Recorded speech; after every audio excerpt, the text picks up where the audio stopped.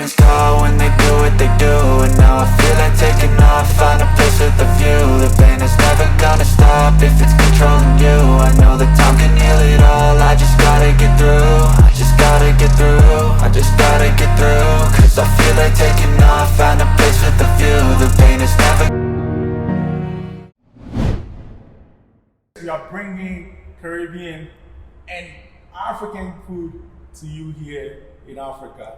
Yes, the authentic Caribbean food as well. Guys, if you are here with me, can you hit the subscribe button, hit the bell to get the notification anytime I post a video, so you will be the first person to see my videos. Right, we have our brother here, Judah. He is coming from the US and he's here to share with us his experience of transitioning to Africa, Ghana to be precise. And it's not his first time here in Africa. He has been, and now he made a move. Not just making a move, but to open a business to support the black people and also give us authentic food. You know, I love Jamaican Caribbean food. So I came here to try it and I really loved it. And I'm back again to ask him questions and why he came to Africa and started this business. Yes, Judah, welcome to the YouTube channel. What's up, bro? Yes, I really appreciate your time and I want to say thank you so much for having me. Yes. And yeah, I'm right here at Jexo. Yes, first of all, why Jexo? The name Jexo. Why the name Jerk Soul? Right. Well, Jerk Soul is kind of a combination. It's a fusion of two cultures, okay? Jerk is a typical way of, in Jamaica, in the Caribbean, it's a way of cooking foods, right? The authentic way of cooking jerk requires certain ingredients, such as a certain kind of wood that the chicken is grilled on. Okay, the name of the wood is pimento wood. And so, anyways, though, that's the jerk part of it, right? The soul part is it's pretty much so in the American South. A lot of the food that kind of came out of the slavery era, we named soul food. Okay. So Jerk Soul is a combination of Caribbean and African American. Right. Yes. So I was so right about it. Yeah. Yes. So now let's go back to your beginning, because I saw your page on Instagram and it says you have a branch in the US. Yeah. So that means you started in the US. Yes. Right. So how did it all start? What is the mind behind all this? Yeah, sure. Well, it actually started with me moving from the U.S. to the Caribbean. Okay, I actually had a girlfriend in the Caribbean at that time, and so I moved from Chicago. I'm from Chicago. Moved from Chicago to the Caribbean, and the whole idea at that point really was, you know, to start like a small business, kind of where the tourists come in and where the cruise ships come in and everything.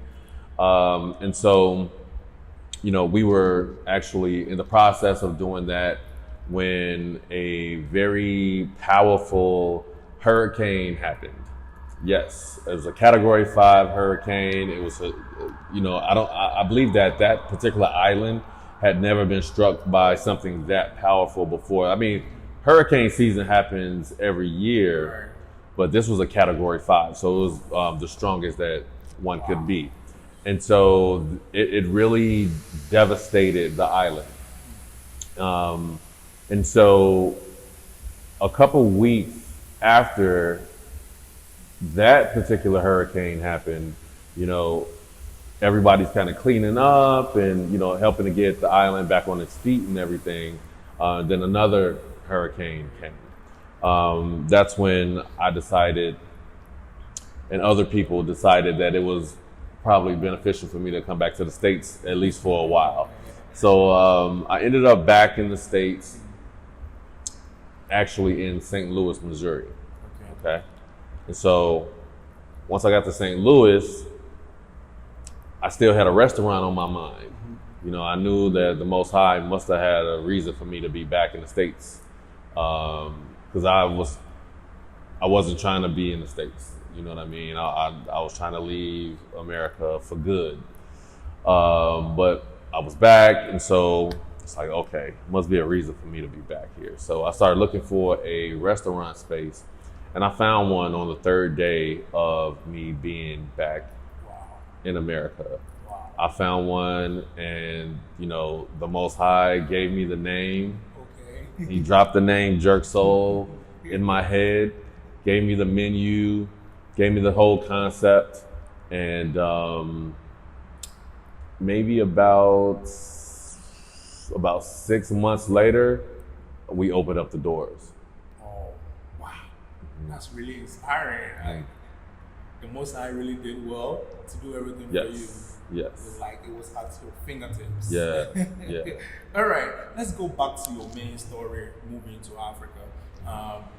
When you were telling me about your transitioning, it wasn't mainly the Jexo here in Ghana. It was for your vacation and also your retirement. Yes, exactly. So, but you came and then you started. So what was the motive behind you vacating here, moving here to have vacation? Yeah. And it ended up being a restaurant. Well, yeah, just like you mentioned, I didn't move here. I wasn't on vacation. I didn't move here to start up a business so soon. I actually moved here because, you know, the years that I spent in St. Louis building Jerk Soul from the ground up, you know, it was really hectic. It really took a toll on my mind and my body and my soul. So just like I mentioned a second ago, I didn't intend on coming back to America. I originally planned to stay in the Caribbean. So when I came back to the States, I knew that it was temporary. I knew that I was gonna make an escape again. And so, you know, 3-4 years later, I started feeling it like, okay, it's time to get out, you know?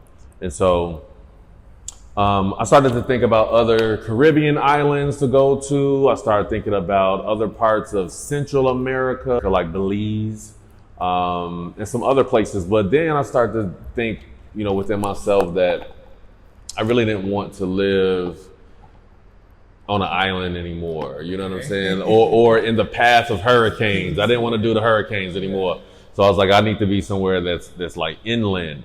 And so I started seeing all of these dope YouTubers making all of this content on YouTube about Africa, about Tanzania, the Gambia, South Africa, but most of them were about Ghana, right? And so I got a really good friend named Andrew that told me that I should look into Ghana because I was originally gonna go to the Gambia.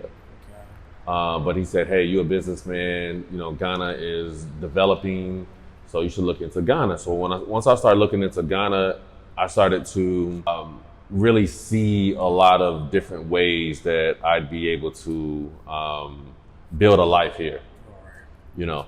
And so, man, look, I never thought about Africa before. Like, Africa has never been on my radar.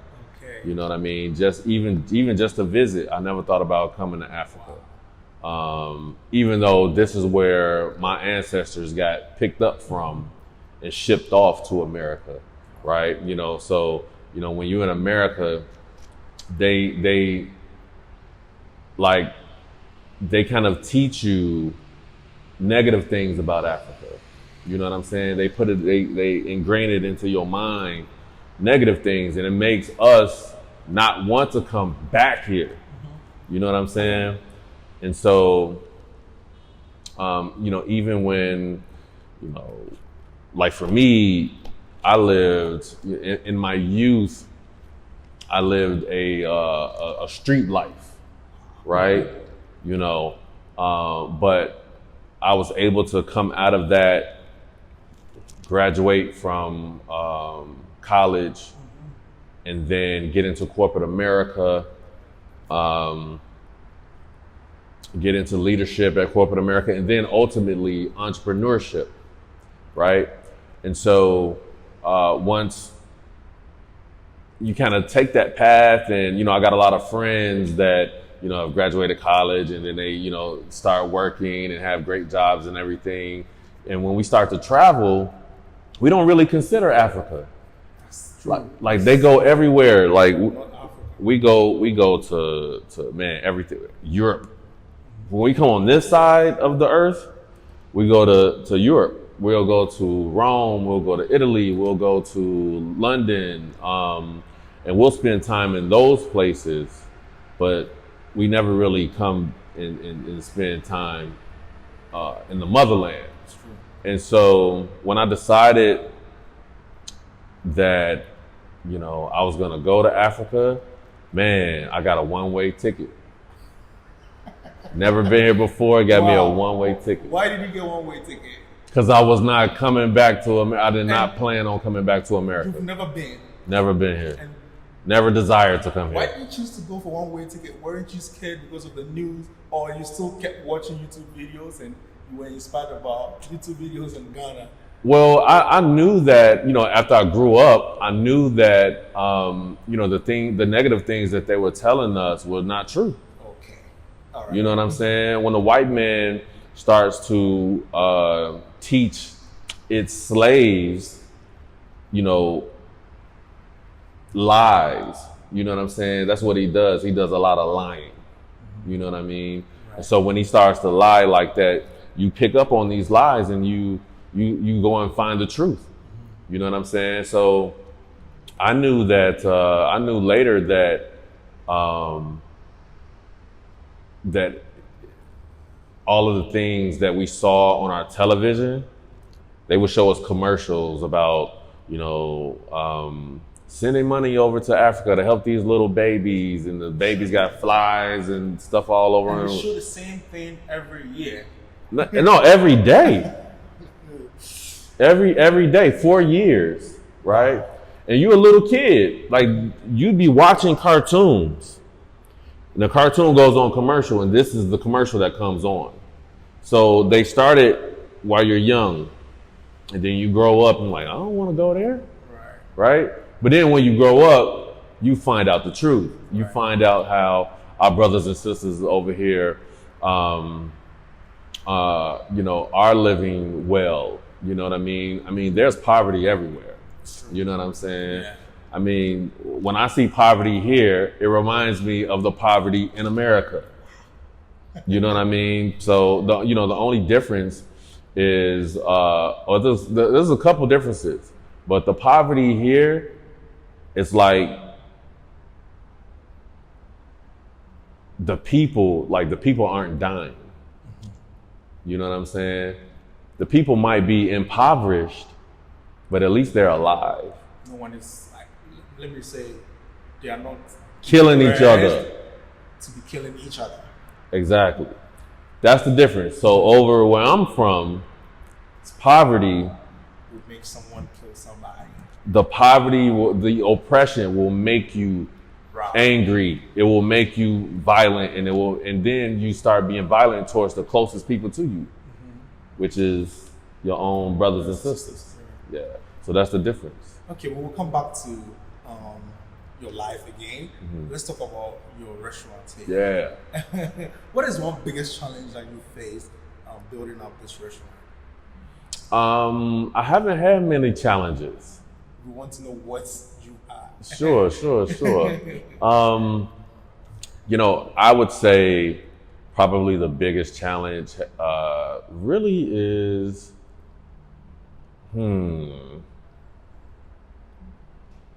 well, when I was getting certain things constructed, like this beautiful throne that you're sitting on. I feel like a king. Yes. These, you know.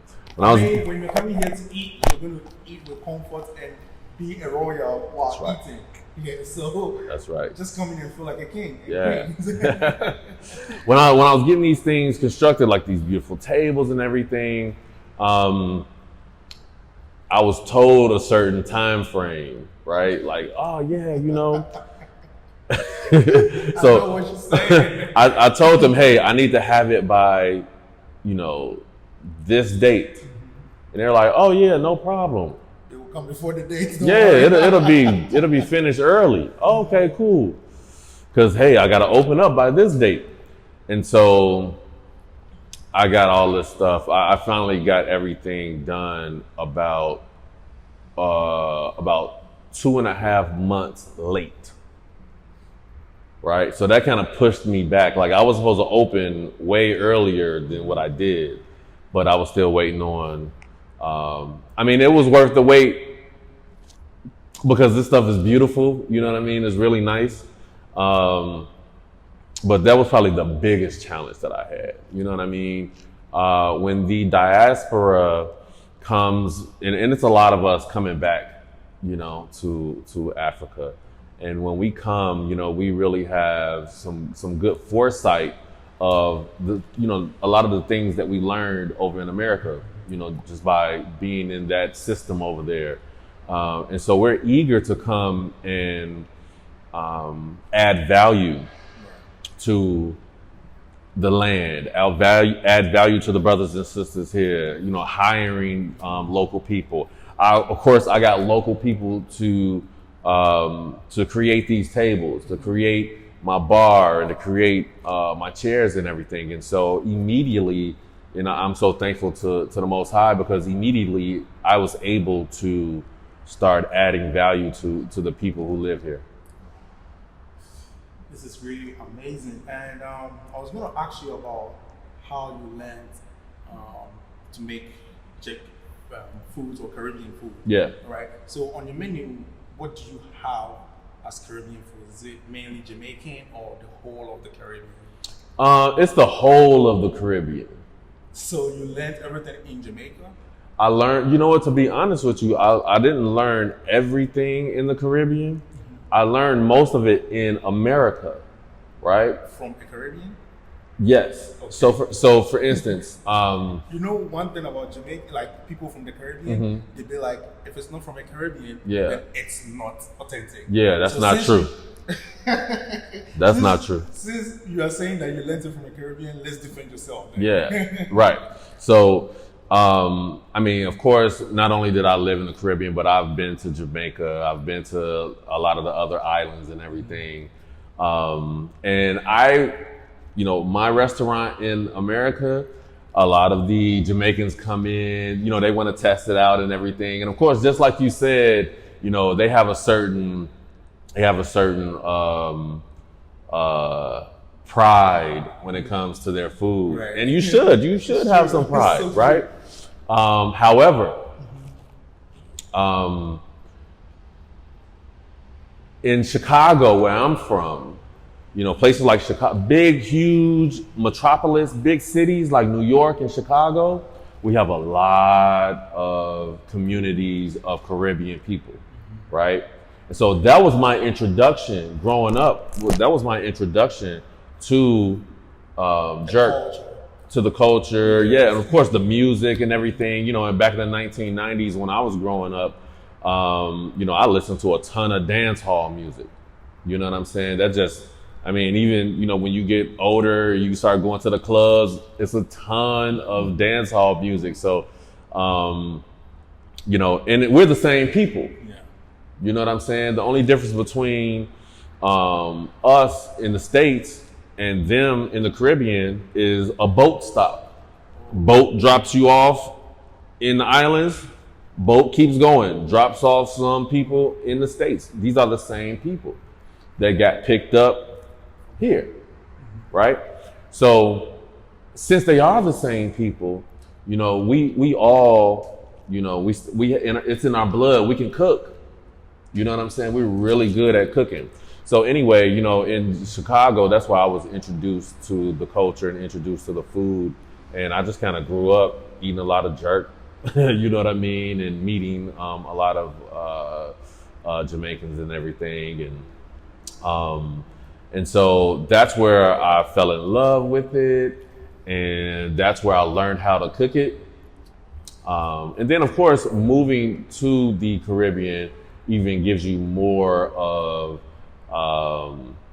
the opportunity to learn how to do it the authentic way, right? But I'm gonna tell you something. I'm gonna keep it real with you. Don't get mad at me, all of the Caribbean people out there, especially you Jamaicans. But I've been all over, and the best Caribbean food, the best jerk, is in two places, New York and Chicago. The third best is Jamaica. I'm gonna keep it real with you. And I tell them this all the time. I'm like, yeah, you know, I mean, y'all food is good, but I don't know. When the so-called African Americans, when we put our hands on something, I don't care what it is. It can be food. Whatever we touch, bro, the stuff turns to gold. You know why? Because we chose it. Yeah. You know what I'm saying? So yeah. All right. Now that you are in Ghana, you have your restaurants here. Mm-hmm. Do you have Jamaicans that you hire to work with you in the kitchen, or you do the kitchen work yourself? And also, with the ingredients, do you get whatever you need from here, or you have to import them? Yeah, that's a really good question. So I haven't actually met too many Jamaicans here. I heard that there was a community kind of towards the Aburi Mountains. And I would love to hire, you know, I'm always hiring, you know what I mean? But you don't have to be Jamaican to work here. You know what I mean? I have all the skills to teach anyone what they would need to know. But so am I able to source the ingredients that I need here? Some of them. I brought most of them with me, just in case I couldn't find everything here. But I've been able to find, I'd say more than some. I'd say most. I was able to find most of the ingredients that I need here. I still have people bringing certain things that I do need. I have them bring it over here. So does that make your prices really go up? They should. They should be up more than what they are. It's in here and the prices are really moderate. Like I had a whole big table of food and I couldn't even finish it. And the price was moderate and I loved it too. I've tried like Jamaican food from Jamaican and I can say there's no difference. Like I'm yet to try oxtail from here and I know I love it as well. So if you're Jamaican, if you're Caribbean, if you're from wherever in the world and you are here in Ghana, find your way here, Oyarifa. He's on the last floor, like the top floor. Rooftop. So you enjoy the view, you enjoy good food, you feel like a royal. Man, don't lose this opportunity. Yeah, so let's go back to your kitchen. Yes. Can you take me through like your restaurants? Sure. All right, let's do this. Let's see. Yes, so I know restaurants are not just food. So do you make cocktails, like Caribbean cocktails, Caribbean drinks?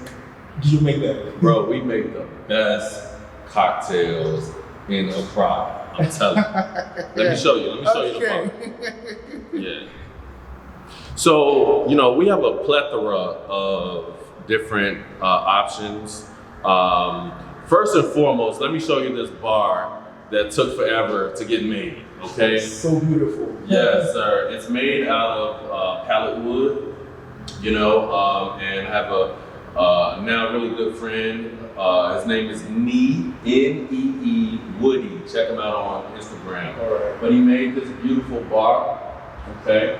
And of course, we have the nice live edge wood bar stools, okay? But yes, we have a plethora of Caribbean style drinks and rums, everything from a nice twisted Bob Marley to rum punch, and even, you know, a lot of the classic drinks as well, okay? But we do also have local spirits as well as local beers. So that means you have like a mixture of the local food from Ghana as well. So what do you have on the menu from Ghana? Sure. Well, my little brother, he told me, he said, Judah, you have to have a Ghanaian dish on the menu, all right? And even though I fought I decided to put it on here, and guess what? It's become our #1 selling dish. All right, and what it is you know, you guys are famous for your jollof. Okay. Right? So you knew that was coming, right? Yeah. So you know, with this being a fusion restaurant, we fuse different cultures together. So I wanted to fuse jerk and Ghana together, and I made a jerk chicken jollof. So it's called jerk jollof. Oh wow, that's a new name for us guys, jerk jollof. Let's embrace this, and I know you will love it. You just come here. He's even doing the whole talking, like, you know, you're celebrating there, you're hungry right now. But just wait, just come here and do the, you know, justice to the food. Yes. So we will look outside as well. So this is the inside of the restaurant. Of course, we have the bar area. And then you have these wonderful, like you said, we got the thrones for the kings and queens and these wonderful live edge wood tables. All right, let's go outside and check out the rooftop. Okay. So now we're on the beautiful, spacious rooftop of the Oyarifa Mall and Jerk Soul. And guys, check out this beautiful panoramic view of the Aburi Mountain. It's so beautiful. As I told you, you'll be enjoying good food and good view. So just come in and try it for yourself. We'll be going into the kitchen, but wait, just stay tuned. Let's get something done. Just keep enjoying the videos. And before we go into the kitchen, please go ahead. He has a YouTube channel. Follow him on Instagram. What's the YouTube channel and the Instagram page? So my YouTube is Judah's Exodus. Judah's Exodus. EXODUS. Right. And the Instagram? Oh, our Instagram is Jerk Soul. JERK _soul. SOUL. Right. I'll put everything in the description and also on the screen for you to see. And we are located at Aburi, close to Aburi Mountains, and it's at the Oyarifa Mall on the rooftop. Let's go into the kitchen and see what we got. All right, guys. So as I mentioned, you know, Jerk Soul is a fusion of not only the Caribbean, but other nationalities, other dishes, other continental dishes, right? So what we like to do, I love Mexican food, so I like to fuse the Caribbean with Latin food as well, and so that's what I have for you today. Okay, so I'm making, what I got for you, bro, is a jerk chicken quesadilla, okay? So what I have right here is a medley of our jerk chicken, some onions and peppers, my famous jerk sauce, gotta add some of that. All right, that smells good, right? Okay. All right. Add a little bit of jerk sauce to my quesadilla here.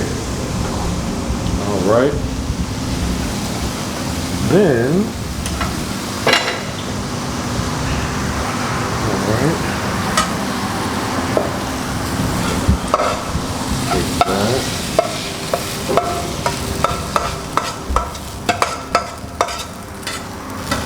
All right.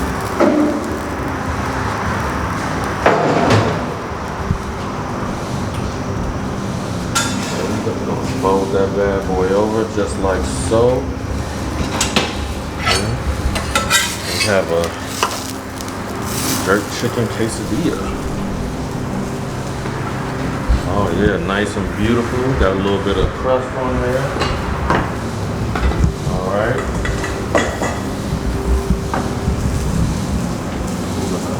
So what do we call this one? This is a jerk chicken quesadilla. So a quesadilla is a traditional Mexican dish. All right. Then we add our jerk chicken to it. Some other spices and veggies and deliciousness.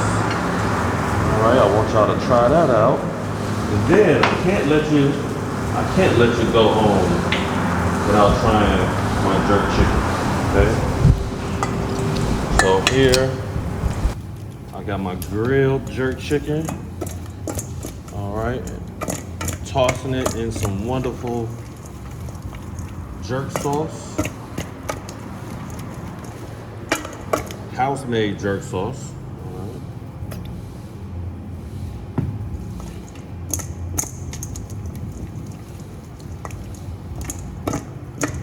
Oh yeah.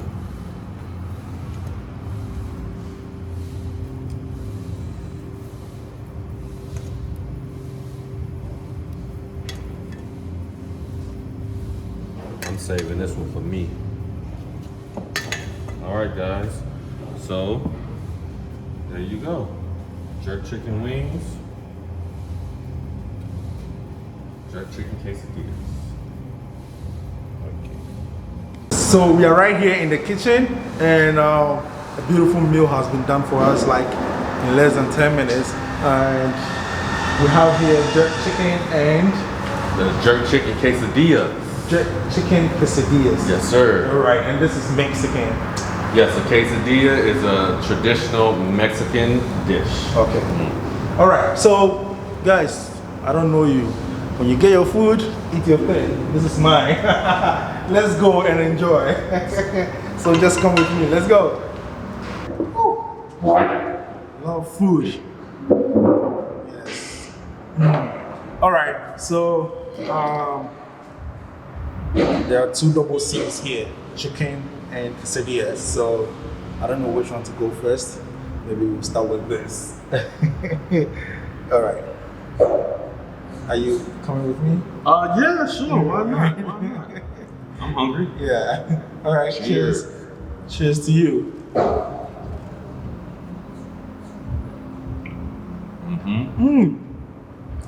Wow.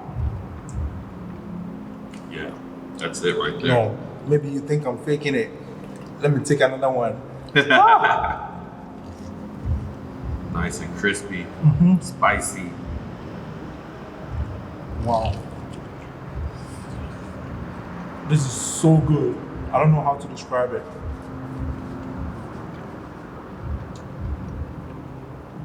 I taste garlic. I taste the spice. Cheese. The cheese, yeah. And then the chicken. And then bell peppers. Oh.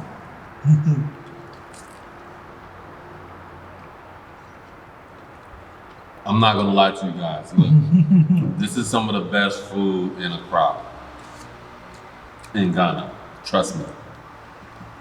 So if you're out there and you want to try the best of the best, you need to come here. Just mention my name for a discount. Just come, tell them, Nappie sent me here. And when you come, eat a lot so you can take some home. Yeah. So this was really good. Thank you. And But listen, I need you to try the wing on camera. okay. I need you to try the wing. All right. So this is jerk chicken. Yes. And I've had jerk chicken so many times. But this is jerk chicken wings. And I'm about to dig in so hard. I'm going to go in so hard. I'm going to be so honest with you. So I see some spice in it. This thing looks good already.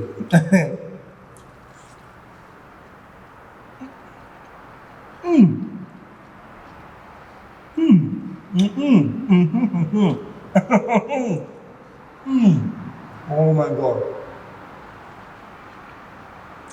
The best morning I've ever had. You know, everybody hates Monday. I'm making this video on Monday, and it's the best morning I've had. Nappie, check this out. So on Wednesdays, these wings are 25% off. It's Jerk Wing Wednesday. What are you waiting for? If I were you, I'll be coming only on Wednesdays just to have jerk chicken wings, which is so good. So now, if you're looking for me on Wednesdays, you have to come here. That's where I'll be. This will be my plug for Wednesdays. Wow. What did you put in this? Heaven. A whole lot of heaven. Wow. All right. I'm not going to talk much again. This will do justice. Just come and try it for yourself. I'm really happy to be here this morning. for my brother Judah to take me through Jigsaw, and I really appreciate the fact that he infused so many cultures into one single food, into one single roof, and he's making it possible here, changing lives, saving lives, and yes, you should come and honor him. If there is one thing that you can say for the world to hear you, what would it be? It would be a message to the diaspora. You know, come, even if it's just a visit. I mean, you don't have to move here like I did, but even if it's just to visit the motherland, come, buy that ticket, do what you gotta do. For it would be a life-changing experience for you to set your feet back down here in Africa. Yes, let's keep on changing lives. And one last question. What is one thing you would change about the world if you had a chance? One thing I could change about the world, if I had a chance, that my people would grow and elevate to their natural king and queenship. We got to get back to the top where we belong, baby. Yes, so that comes to the end of this episode. I really appreciate the love and support. As always, please come here and show some love to our brother. And I will not fail you. You know that. You know I'm good at it. So come in, enjoy yourself, and please go as well and go and subscribe to his channel. Follow him on Instagram and show some love to him as well. I'm going to catch you guys on the other side. Peace. Shalom. Yes, bro. Thanks, man. Yeah. Bro, you got to